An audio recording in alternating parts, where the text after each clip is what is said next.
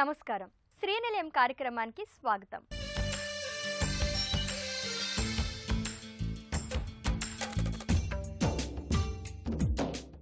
ఇంటి నిర్మాణంలో వచ్చిన నూతన పోకడలు, ఇంటి ముస్తాబుకు సంబంధించిన తాజా విశేషాలు, స్థానిక సంస్థలు అందిస్తున్న సదుపాయాలతో మీ ముందుకొచ్చింది ఈ వారం శ్రీనిలయం. హైదరాబాద్ హైటెక్స్ లో ఈ నెల 13, 14, 15వ తేదీల్లో క్రెడై ప్రాపర్టీ షో ఏర్పాటు చేస్తున్నారు. హైదరాబాద్ క్రెడై తెలంగాణ వారు ఈ ప్రాపర్టీ షోను నిర్వహిస్తున్నారు. చాలా రోజుల తర్వాత హైదరాబాద్లో ఈ మెగా ప్రాపర్టీ షో ఏర్పాటు చేస్తున్నారు. మరి ఈ ప్రాపర్టీ షోకు సంబంధించిన ప్రత్యేకతలు, వాటి విశేషాలు ఇప్పుడు వారి మాటల్లో తెలుసుకుందాం.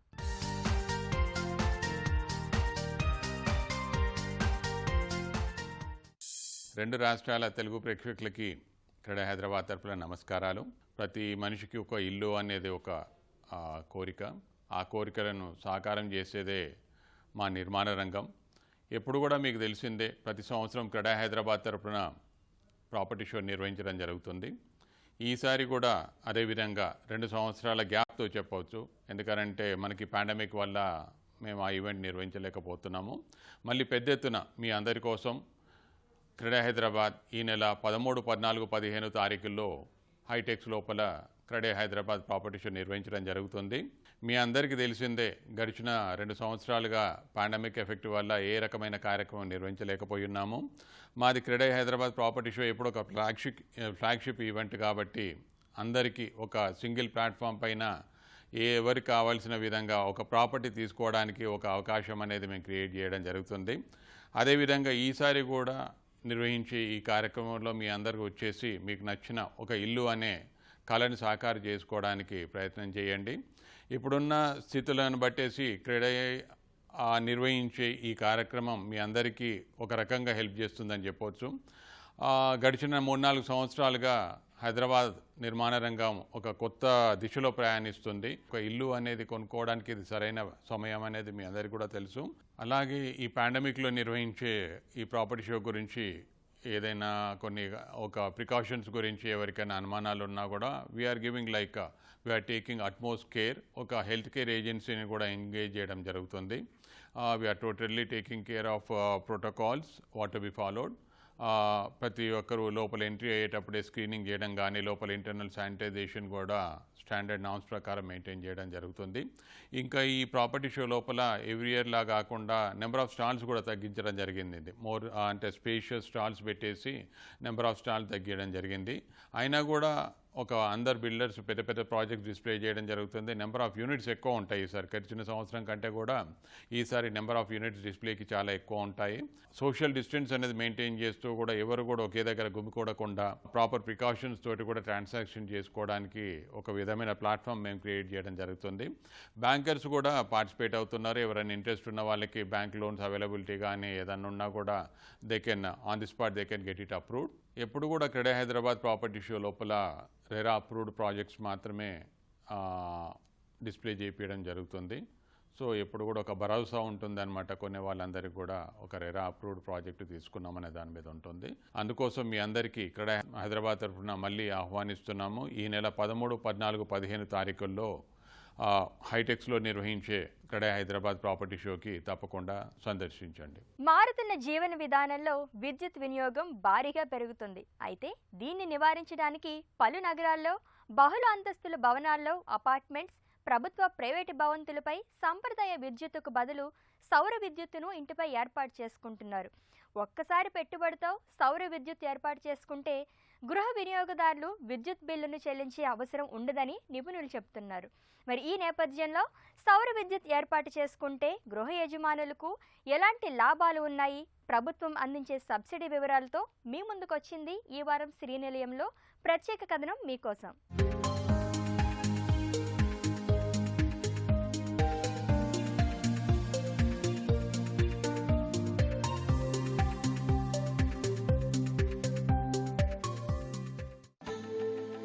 మారుతున్న జీవన విధానంలో విద్యుత్ వినియోగం భారీగా పెరుగుతోంది.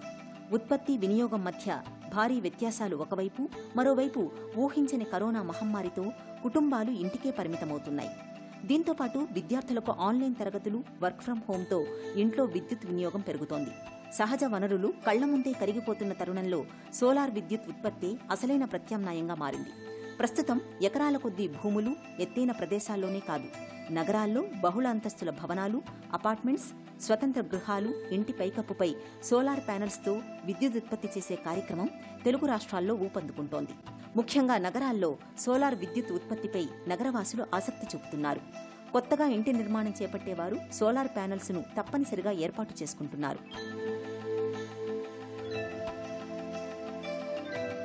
2 years నుంచి కోవిడ్ వల్ల మోస్ట్ ఆఫ్ ద ఆఫీసెస్ అందరు కూడా వర్క్ ఫ్రమ్ హోమ్ ఆప్ట్ చేసుకుంటున్నారు. అండ్ స్కూల్స్ కూడా ఆన్లైన్ క్లాసెస్ స్టార్ట్ అవటం వల్ల most of the people are working from home. So దీనివల్ల ప్రతి ఒక్కళ్ళ ఇళ్లలో కూడా కరెంటు బిల్ అనేది బాగా పెరిగిపోతుందండి. బికాజ్ ఒక్కొక్కళ్ళు ఒక్కొక్క రూమ్లో కూర్చుంటారు. ఆఫీసెస్ ఉన్నవాళ్ళు, స్కూల్స్ పిల్లలు ఇద్దరు ఉన్నట్లయితే 2 రూమ్స్లో కూర్చుంటారు. సో ఏసీస్ వాడటం కావచ్చు, అట్లా వినియోగం బాగా పెరిగిపోతుంది. ఎలక్ట్రిసిటీ వినియోగం బాగా పెరిగిపోవటం వల్ల కరెంటు బిల్స్ కూడా విపరీతంగా వస్తున్నాయండి. బికాజ్ లాస్ట్ మేము గమనించినట్లయితే బిఫోర్కి ఇప్పటికీ 30 to 40% కన్జంప్షన్ పెరిగింది, ఎలక్ట్రిసిటీ కన్జంప్షన్ పెరిగింది.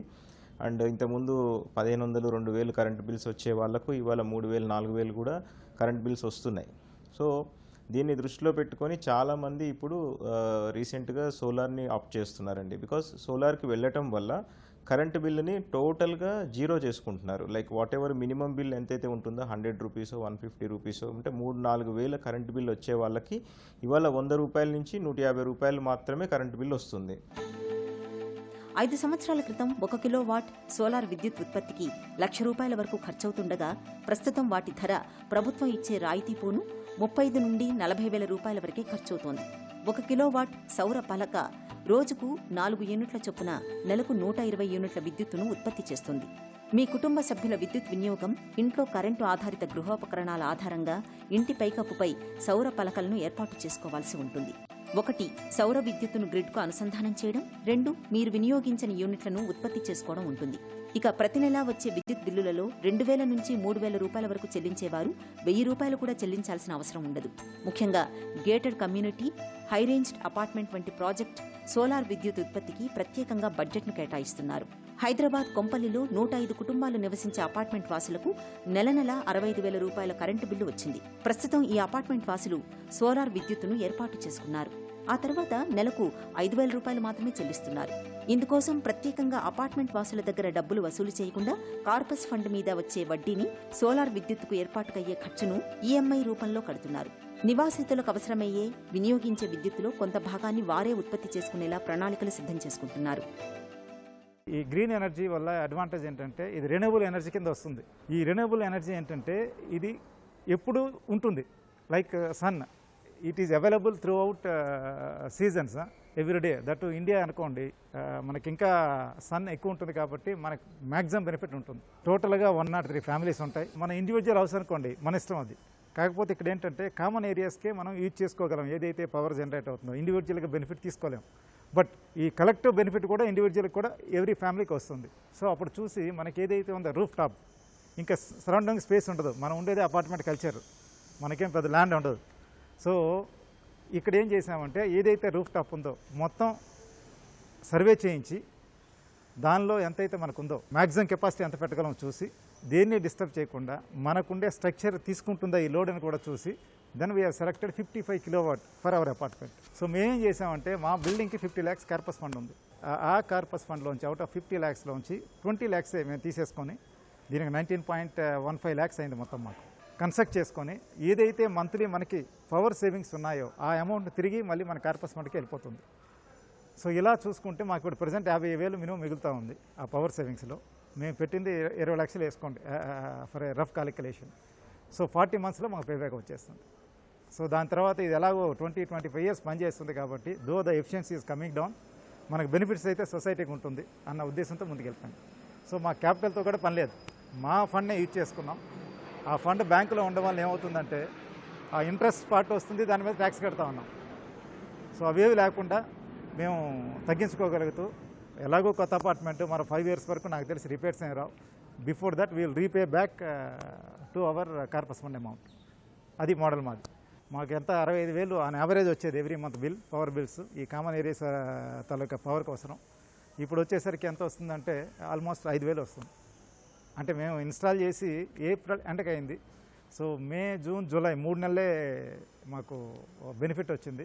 అది అన్ని corridor lighting plus basement 1, basement 2 lighting. Amenities ఉన్నాయి, క్లబ్ హౌస్, ఇందులో జిమ్స్ కానీ, రూమ్స్ కానీ, దాని తర్వాత ఈ కోర్ట్ యార్డ్కి కానీ every lighting and air conditioning everything from that solar generation points నుంచి.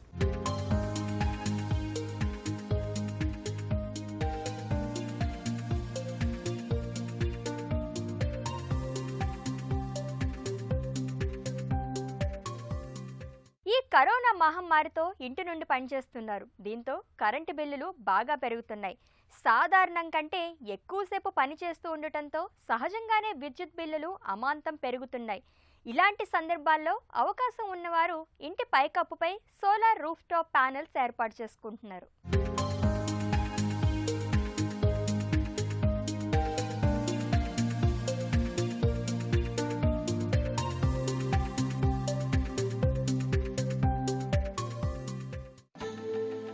తెలుగు రాష్ట్రాల్లో సోలార్ రూఫ్ టాప్ విద్యుత్ ఉత్పత్తిని ప్రోత్సహించేందుకు ప్రభుత్వాలు సైతం ప్రత్యేక మార్గదర్శకాలు అమలు చేస్తున్నాయి. అపార్ట్మెంట్, బహుళ అంతస్తుల భవనాల పైభాగంలో సోలార్ ప్యానెళ్లను ఏర్పాటు చేసి అక్కడి నుంచి నెట్ మీటర్కు కనెక్షన్ చేస్తారు.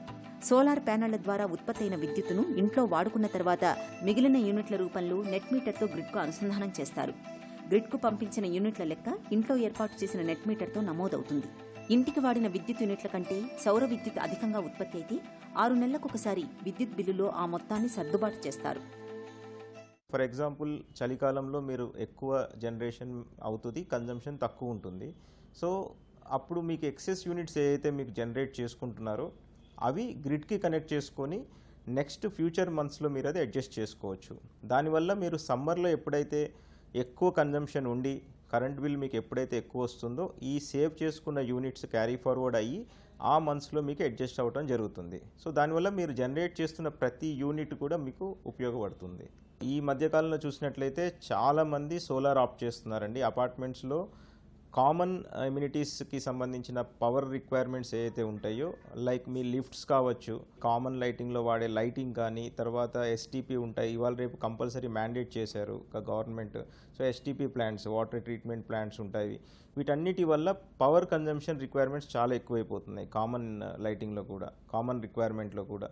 సో దానివల్ల సోలార్కి వెళ్ళినప్పుడు ఈ కామన్ మీటర్ సపరేట్గా ఉంటుంది. అపార్ట్మెంట్స్లో కామన్ మీటర్ సపరేట్గా ఉండటం వల్ల ఆ మీటర్కి ఎంతైతే రిక్వైర్మెంట్ ఉంటుందో, సో ఫర్ ఎగ్జాంపుల్ ఒక అపార్ట్మెంట్లో మీకు ఒక 20,000 కరెంటు బిల్ వస్తుంది కామన్ లైటింగ్కి.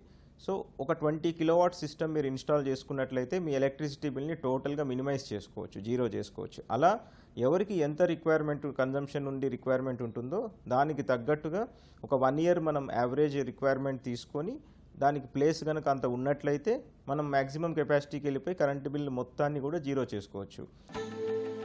ఉదాహరణకు ఒక ఇంట్లో 200 యూనిట్ల విద్యుత్తును కనెక్షన్ ద్వారా ఉత్పత్తి అయితే మిగిలిన 100 యూనిట్లకి ఛార్జీ వసూలు చేస్తారు. 3 కిలోవాట్స్ కంటే తక్కువ లోడ్ కలిగిన కనెక్షన్లు 20%, 5 కిలోవాట్స్ దాటిన కనెక్షన్లు 20% సబ్సిడీలను కేంద్ర ప్రభుత్వం ఇస్తోంది. దీంతో సోలార్ రూఫ్ టాప్ కనెక్షన్లు తీసుకునేందుకు నగరవాసులు ఆసక్తి చూపిస్తున్నారు. ఇప్పుడు మనకేంటంటే సోలార్ ఏదో పైన పెట్టి డైరెక్ట్గా మన లిఫ్ట్కి కానీ లేకపోతే మన క్లబ్ హౌస్ కానీ ఇచ్చేస్తామంటే అట్లా రన్ కావాలి. ఎందుకంటే ఇది జనరేట్ అయ్యే పవర్ ఏదైతే ఉందో దాన్ని మనం గ్రిడ్కి కనెక్ట్ చేస్తాం. సో గ్రిడ్కి వెళ్ళిపోతూ ఉంటుంది. తర్వాత ఏమవుతుందంటే మనం ఏదైతే కన్జ్యూమ్ చేస్తూ ఉన్నామో అవసరం వచ్చినప్పుడు గ్రిడ్ నుంచి తీసుకుంటుంది. ఎందుకంటే మనం బేసికల్లీ మన జనరేట్ చేసిన సోలార్ని స్టోర్ చేయాలంటే లాట్ ఆఫ్ ఎనర్జీ, ఏది దానికి ఏమంటారు బ్యాటరీస్ పెట్టాలి. అవి 3 ఇయర్స్ లైఫ్, అది వర్కబుల్ అయ్యే ఆప్షన్ కాదు. అందుకు ఏం చేస్తామంటే ఏదైతే జనరేట్ అవుతుందో మనం యూజ్ చేస్తే డైరెక్ట్ యూజ్ అవుతుంది, యూజ్ కానప్పుడు గ్రిడ్కి వెళ్ళిపోతుంది. సో అలాగే మనకి డే టైంలో అయితే మనకి యూజ్ అవుతూ ఉంటుంది, ఈవినింగ్ వచ్చేసరికి మనకు సోలార్ ఉండదు, మనమే ఇక్కడ స్టోర్ చేయట్లేదు, అప్పుడు గ్రిడ్ నుంచి మనం యూజ్ చేసుకుంటాం. సో ఏమవుతుందంటే ఇంపోర్ట్ ఎక్స్పోర్ట్ మనకు కావాల్సి వచ్చినప్పుడు వస్తుంది పవరు, డిఫరెన్స్ ఇన్ అమౌంట్, లేదు అనుకుంటే గ్రిడ్కి వెళ్ళిపోతూ ఉంటుంది. సో ఓవరాల్గా బిల్ ఏంటంటే difference in number of units, import export వచ్చిన దాన్ని బట్టే మనకి బిల్ క్యాలిక్యులేట్ చేసి వస్తుంది. రూఫ్ టాప్ని యూజ్ చేసుకొని అది ఎలాగ వేస్ట్గా పడి ఉంటుంది మన టెర్రస్ అంతా, దాన్ని యూటిలైజ్ చేసుకోవడం వల్ల మన తాలూకు రన్నింగ్ కాస్ట్ తగ్గుతాయి, విచ్ ఈజ్ బర్డన్ అందరి మీద తగ్గుతుంది. ఆల్మోస్ట్ 1500 to 1800 ఏమో ఆన్ యావరేజ్ ఎవ్రీ మంత్ వచ్చేసేది. సమ్మర్స్లోనైతే ఇంకా 4,000 to 5,000 వచ్చేసేది ఏసీసీ కన్జంప్షన్. ఇప్పుడు పెట్టి మనం 1 year అవుతుంది అంటే all the bills are minimum bills వస్తున్నాయి 190, 180 రూపీస్గానే వచ్చింది. సో నెట్ మీటరింగ్ ఉన్నందునే అడ్వాంటేజ్. సో మనం ఎంతైతే యూజ్ చేసుకుంటున్నామో, ఎంతైతే జనరేట్ చేసుకుంటున్నామో అదంతా గ్రిడ్కి ఇచ్చేస్తాం, మనం యూజ్ చేసిన దానికే వాడుకుంటాము. సోలార్ పవర్ తోటి ఇల్లు మొత్తం గడిచిపోతుంది. సోలార్ వాటర్ పవర్ కూడా పెట్టుకోవడం వల్ల ఏంటంటే మన గీజర్స్ కూడా యూజ్ చేయడం లేదు. సో 24/7 365 days మనకు హాట్ వాటర్ అవైలబుల్గా ఉంటుంది. సోలార్ పవర్ 1.5 lakhలో మనకు పవర్ది వచ్చేసింది. ఇంకో 90,000లో వాటర్ హీటర్ కూడా వచ్చేసింది. అంటే ఆల్మోస్ట్ 2.5 lakhsలో మనకి ఇంటికి సరిపడా ఆల్మోస్ట్ 20-25 years వరకు కూడా పవర్ మనం అక్యుములేట్ చేసుకోవడం జరిగింది. నా ఉద్దేశంలో everyone should go into solar power, which is the most green and efficient power. Suntech వచ్చేసి మార్కెట్లో one of the best leaders అండి into solar power. ముఖ్యంగా నగరాల్లో కోర్ సిటీతో పోలిస్తే నగర శివారు ప్రాంతాల్లో సోలార్ విద్యుత్ ఉత్పత్తి పట్ల ఆసక్తి చూపే వినియోగదారులు ఎక్కువగా ఉన్నారని చెబుతున్నారు. అవసరమైన సోలార్ ప్యానెళ్లను ఏర్పాటు చేసి దాన్ని గ్రిడ్కు అనుసంధానం చేస్తారు. ఇంటి మీద సోలార్ ప్యానెళ్లను ఏర్పాటు చేసుకుని విద్యుత్తును ఉత్పత్తి చేసుకునే వాళ్లు మొదటగా దరఖాస్తు చేసుకోవాల్సి ఉంటుంది. అనంతరం అధికారులు ఆ ఇంటి ప్రాంతాన్ని పరిశీలించిన తరువాత అనుమతి ఇస్తారు. ఒక్కసారి సౌర ఫలకాల ఏర్పాటుకు పెట్టుబడి పెడితే భవిష్యత్తులో గృహ వినియోగదారులు విద్యుత్ బిల్లులు చెల్లించే అవసరమే ఉండదని స్పష్టం చేస్తున్నారు. ఇంటి పైకప్పుపై ఈ సౌర విద్యుత్తును ఏర్పాటు చేసుకుంటే ఎంత ఖర్చు అవుతుంది, అలాగే ప్రభుత్వం అందించే సబ్సిడీ వివరాలు ఇప్పుడు నిపుణుల మాటల్లో తెలుసుకుందాం. తెలుగు రాష్ట్రాల్లో ministry of new and renewable energy government of India వాళ్ళు ఇంప్లిమెంట్ చేస్తున్న సబ్సిడీ ప్రోగ్రామ్ ఇంప్లిమెంటేషన్లో ఉందండి. Both the states are giving subsidy to the consumers. So మీరు సబ్సిడీ చూసినట్లయితే 3 kilowatt సిస్టమ్ మీరు పెట్టుకున్నట్లయితే 40% ఆఫ్ ద సిస్టమ్ కాస్ట్లో మీకు సబ్సిడీ వస్తుందండి. 1 to 3 kilowatt మీకు 40% వస్తుంది. 4th kilowatt నుంచి 10th kilowatt వరకు మీకు 20% సబ్సిడీ వస్తుంది. సో 1 to 10 kilowatt అనేది మీకు సబ్సిడీలో ఎలిజిబిలిటీ ఉందండి. వాటిని మన స్టేట్ నోడల్ ఏజెన్సీస్ అయిన TS REDCO and net cap వాటిని ఇచ్చేస్తున్నారు. వీటికి ఏంటంటేనండి రీసెంట్గా లాస్ట్ ఇయర్ నుంచి concern electricity departments like TS SPDCL in Telangana and EPDCL వాళ్ళు ఆంధ్రప్రదేశ్లో ఈ స్కీమ్ని ఆపరేట్ చేస్తున్నారు. మన కరెంట్ బిల్లో కాంట్రాక్ట్ లోడ్ అని ఉంటుందండి. ఎంతైతే మనకి కాంట్రాక్ట్ లోడ్ అని ఉంటుందో అంత మటుకి మనకి పర్మిషన్ దొరుకుతుంది సోలార్ ఇన్స్టాల్ చేసుకోవడానికి. For example me contract load ఒక 10 kilowatt అని ఉంటే మీకు ఫీజిబిలిటీ రిపోర్ట్ గవర్నమెంట్ వాళ్ళు ఫస్ట్ ఇవ్వాలి. సో ఆ ఫీజిబిలిటీ రిపోర్ట్ మీకు 10 kilowattకి ఇస్తారు. సో మీరు ఆ 10 kilowatt ఫస్ట్ ఆ ఫీజిబిలిటీ రిపోర్ట్ వచ్చిన తర్వాత మనం సోలార్ సిస్టమ్ అనేది ఇన్స్టాల్ చేసుకోవాల్సింది ఉంటుంది. సో సోలార్ సిస్టమ్ ఇన్స్టాలేషన్ అయిపోయిన తర్వాత ఈ టీఎస్ ఎస్పీడీసీఎల్ వాళ్ళు వచ్చి ఇన్స్పెక్షన్ చేస్తారు. ఇన్స్పెక్షన్ చేసి ఇప్పుడు మీకు ఏదైతే మీ అపార్ట్మెంట్లో కానీ ఇండిపెండెంట్ హౌస్లో కానీ మీటర్ ఉంటుందో ఆ మీటర్ని తీసి బై డైరెక్షనల్ మీటర్ ఇన్స్టాల్ చేస్తారు. అంటే బై డైరెక్షనల్ మీటర్ అంటే మీకు ఇప్పుడు ఇంట్లో వాడే మీటర్ ఓన్లీ మీరు ఏదైతే వాడుతున్నారో కరెంటు దాన్ని మాత్రమే రికార్డ్ చేస్తుంది. ఈ బై డైరెక్షనల్ మీటర్ ఏం చేస్తుందంటే మీరు ఏదైతే వాడుకుంటున్నారో అది రికార్డ్ చేస్తుంది, ప్లస్ సోలార్ తోటి మీరు ఏదైతే జనరేట్ చేస్తున్నారో అది కూడా రికార్డ్ చేస్తుంది. చేయటం వల్ల మీకు నెల అయ్యేసరికి మీ కరెంటు బిల్లులో మీరు సోలార్ తోటి జనరేట్ చేసిన యూనిట్స్ కూడా రావటం వల్ల డిఫరెంట్ యూనిట్స్కి మాత్రమే మీకు బిల్లు వస్తుంది. సో మీరు వాడుకున్న యూనిట్లు మైనస్ మీరు తయారు చేసిన యూనిట్లు ఎంతైతే బ్యాలెన్స్ ఉంటుందో దానికి మాత్రమే మీరు కరెంట్ బిల్ పే చేయాల్సి ఉంటుంది.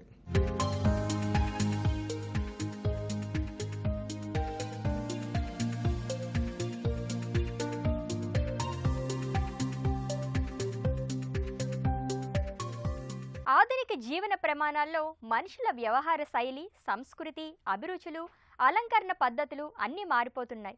ఇంటి నిర్మాణాల్లో ఎన్నో మార్పులు వస్తున్నాయి. అదే స్థాయిలో ఇంటి అంతర్గత అలంకరణల్లో సరికొత్త పోకడలకు నాంది పలుకుతున్నారు. ప్రస్తుతం అభివృద్ధి చెందిన పరిజ్ఞానం మానవ జీవన ఉన్నతికి ఎంతగానో దోహదపడుతుంది. అంతేకాదు మనిషి మనుగడకు అవసరమైన అన్ని రంగాల్లో శరవేగంగా మార్పులు సైతం చోటు చేసుకుంటున్నాయి. ఎవరూ ఊహించని విధంగా ఈ కరోనా మహమ్మారి విజృంభణతో కొంతకాలం ఇంటికే పరిమితం అయిన గృహ యజమానులు ఇంటిని అందంగా ముస్తాబు చేసుకుంటున్నారు. ఈ నేపథ్యంలో ఇంటీరియర్లో వచ్చిన సరికొత్త పోకడలకు సంబంధించిన విశేషాలు మీకోసం గృహశోభలో.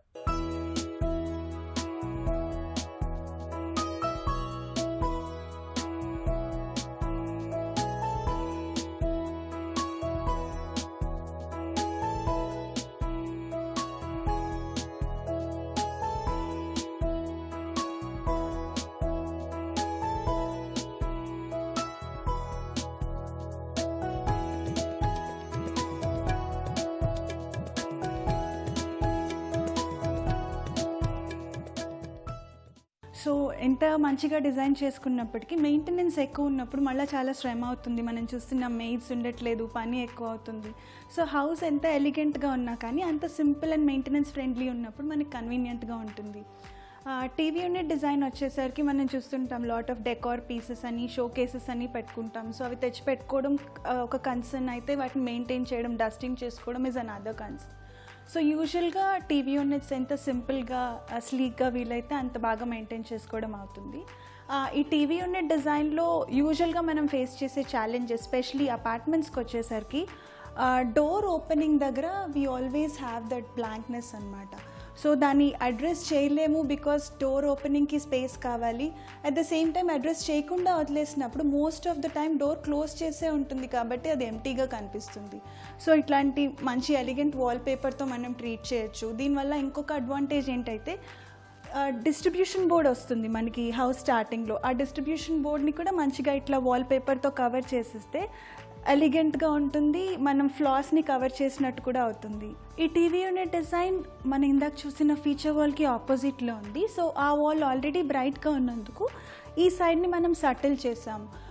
మార్బుల్ ఫినిష్ తీసుకున్నాము. Italian marble finish TV unit క్లాడింగ్కి ట్రెండింగ్లో ఉంది. యూజువల్గా డిజైన్లో మేము ఫాలో బేసిక్ ప్రిన్సిపల్ ఏంటి అంటే subtle base with a nice highlight. So ఇక్కడ సటిల్ బేస్ ఇటాలియన్ మార్బుల్ తీసుకొని దీని హైలైట్స్ ఈ చార్కోల్ షీట్స్, గోల్డెన్ పట్టీస్ అండ్ మోస్ట్ ఆఫ్ ఆల్ ఈ హైలైటింగ్ ఫీచర్ అన్నమాట.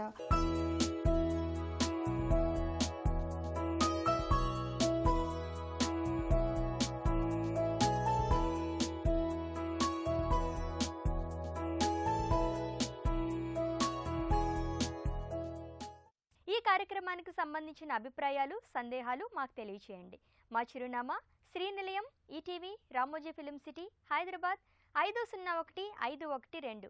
మా ఈమెయిల్ అడ్రస్ srinilayam@etv.co.in. మరికొన్ని తాజా అంశాలతో వచ్చే వారం మళ్ళీ కలుద్దాం. అంతవరకు సెలవు, నమస్తే.